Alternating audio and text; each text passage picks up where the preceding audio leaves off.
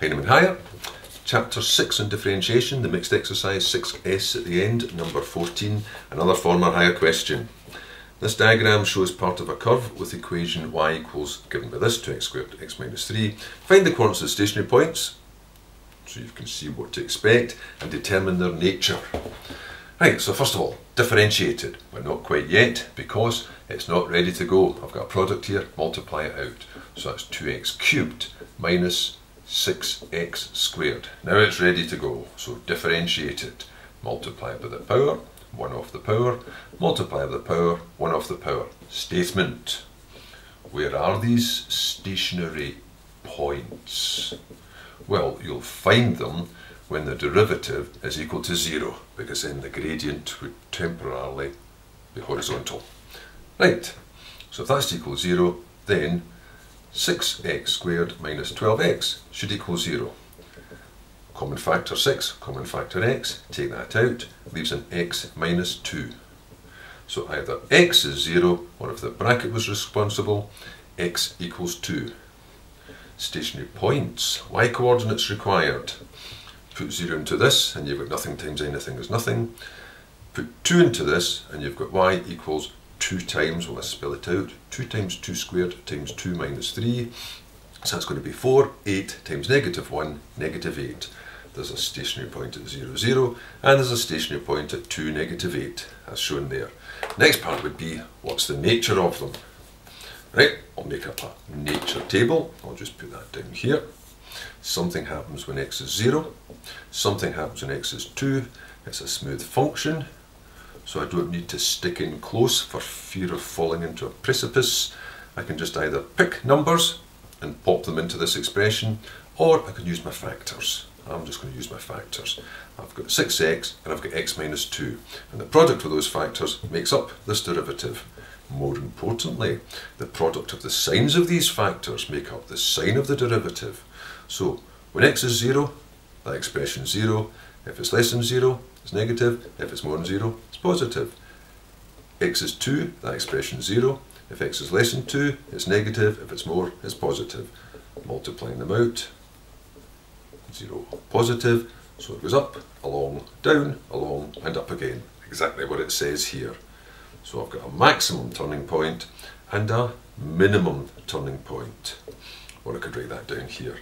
I've got a maximum turning point, if they'll allow the abbreviations, and I'll just squeeze it underneath, not very neat, I know, a minimum turning point.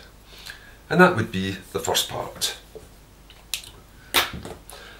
Second part, but before the second part, maybe a wee mention just now of an alternative way of finding the nature of those stationary points. And that's to do something called the second derivative. This equation here tells you the actual value of the derivative, that's the gradient at each point. Since that is the rate of change of the height of the curve. Well, if you differentiate it again, and this little 2 indicates that I'm now differentiating the derivative, I get this expression just by following the same pattern. 2 times that, 12x, minus the linear term 12.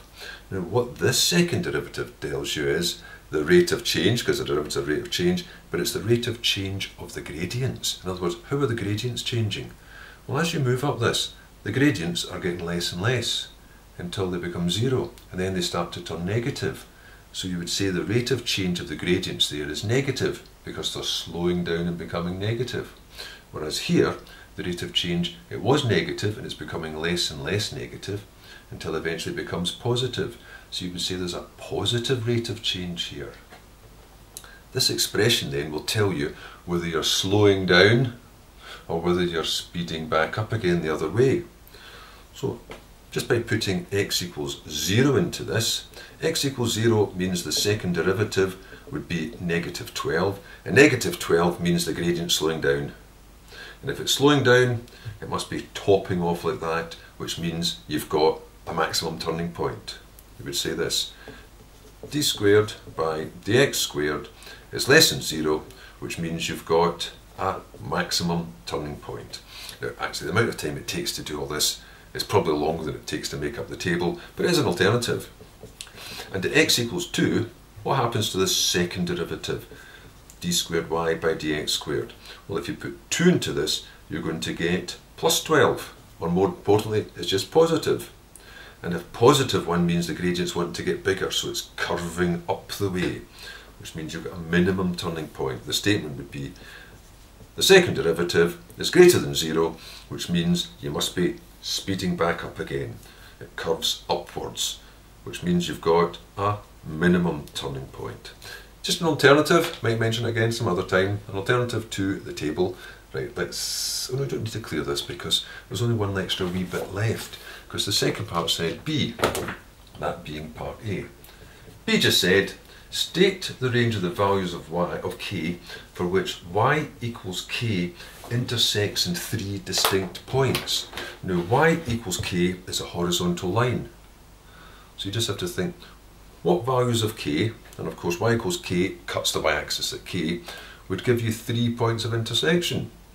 Well, you've got 1, now I've got 2, and now I've got 3. 1, 2, 3, 1, 2, 3, 1, 2, 3, 1, 2, 3, oops, back to 2 again. So anywhere between here and here would do. Anywhere between 0, and that was at -8. So y equals k has, like was, 3 points, 3 distinct points. Means that k must be between 0 and -8. Less than 0, but greater than -8. There, that's question 14 now.